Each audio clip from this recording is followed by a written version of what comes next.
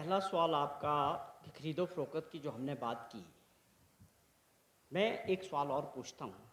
आप सभी मेरे से बेहतर जानते हैं, भाजपा अपने आप को एक ऐसी पार्टी कहती रही पिछले कई वर्षों तक कि हमारे अपने सिद्धांत हैं, हमारी अपनी एक विचारधारा है। आप आज बता सकते हैं कि 150 से ऊपर लोग भाजपा के अंदर दूसरे दलों के किसी को भी ओपन ऑप्शन है कि आप आइए हमारी पार्टी ज्वाइन कीजिए।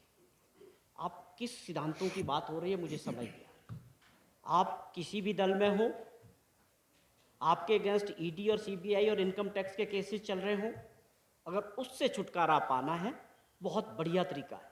कोर्ट जाने की ज़रूरत नहीं, परेशान होने की ज़रूरत नहीं, जेल जाने से बचना है, भाजपा ज्वाइन करो, आपके केसेस ख़त्म। क्या इससे कोई इनकार कर सकता है किसी में दम भाजपा के नेता में कि इस बात का जवाब दे दे, बताए कि क्या हो नहीं रहा देश में? ये सैकड़ों एग्जाम्पल है। क्या आपने महाराष्ट्र की सरकार नहीं गिराई, मध्य प्रदेश में नहीं गिराई? देश के अंदर कितनी सरकारें गिराने का काम किया। अगर आपने सरकारें धन बल के जरिए बनानी हैं तो इस चुनाव का क्या मजाक है? चुनाव कराने क्यों? आप सम्मान करना सीखें लोगों का, लोगों के मत का सम्मान करें। धन बल के जरिए लोगों को एजेंसीज में फंसा के उनको रिजाइन करा के सरकारें गिराने का मॉडल, ये लोकतंत्र है क्या? है किसी में हिम्मत हिमाचल में भाजपा के नेता में कि इन दो चीज़ों का जवाब दे दे? हम कौन चुनाव जीतेगा कौन हारेगा ये प्रदेश की जनता मतदाता तय करेगा, लेकिन हम एक साथ में कहते हैं कि लोकतंत्र को बचाने की जिम्मेवारी आपकी और हमारी और सबकी है। आज लोकतंत्र खतरे में। लोकतंत्र ऐसे नहीं चलता है कि जो आपको बात नहीं मानेगा, आपके विचारों से सहमत नहीं है, विपक्ष में है, उनके लिए ईडी सीबीआई और जेलें हैं। आज मुख्यमंत्री जेलों से काम कर रहे हैं। इलेक्शन के दौरान क्या होता है? तानाशाह। तानाशाह की कौन सी परिभाषा फिट नहीं बैठती है मोदी जी पे? हिमाचल में आपने सवाल किया,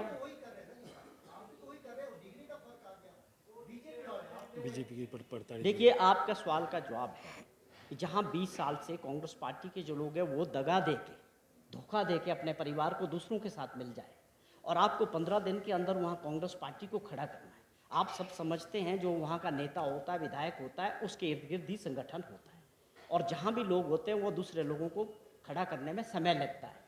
हमारी आज प्राथमिकता है देश की, प्रदेश की सरकार को बचाना। नंबर की गेम है, आप समझते हैं। ये बाई इलेक्शंस है, इसमें सरकार को मजबूत करने के लिए ज़रूरी है कि जीतने के लिए जीतने वाले प्रत्याशी हो। दूसरा सवाल आपका कि आनंद शर्मा जी शिमला से हैं। ये ठीक है कि हिमाचल प्रदेश में बहुत कम ऐसा होता है कि लोग दूसरी जगह से, लेकिन दूसरे राज्यों में आप देखेंगे तो कहीं से भी चुनाव लड़ लेते हैं। हरियाणा, पंजाब, यूपी, कहीं से भी लड़ा लेते, उत्तराखंड में, वहाँ ये चीज़ बड़ी कॉमन है। हमारे आपके लिए ये बड़ा नया एक्सपेरिमेंट हो सकता है। आनंद शर्मा जी कांग्रेस पार्टी के और देश के बहुत बड़े सीनियर लीडर रहे हैं।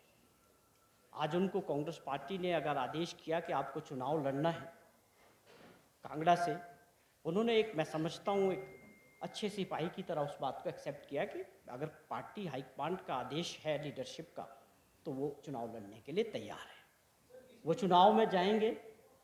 आनंद शर्मा जी का बारे में आप सब जानते हैं कि 50 साल का उनका राजनीतिक इतिहास रहा। एक कद्दावर नेता पूरे देश के और हमारे राज्य के रहे हैं।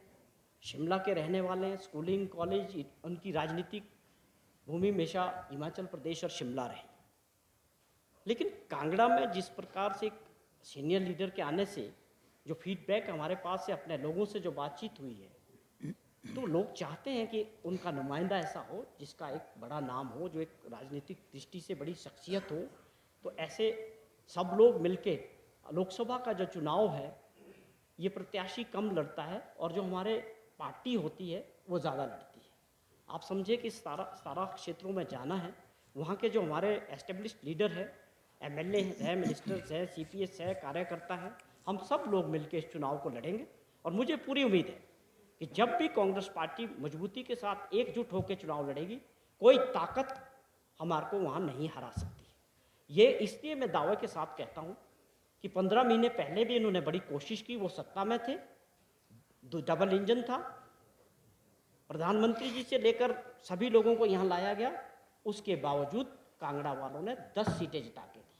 जब हम कांग्रेस इकट्ठे चुनाव लड़ती है तो हम मजबूती से चुनाव को जीतेंगे। अनेक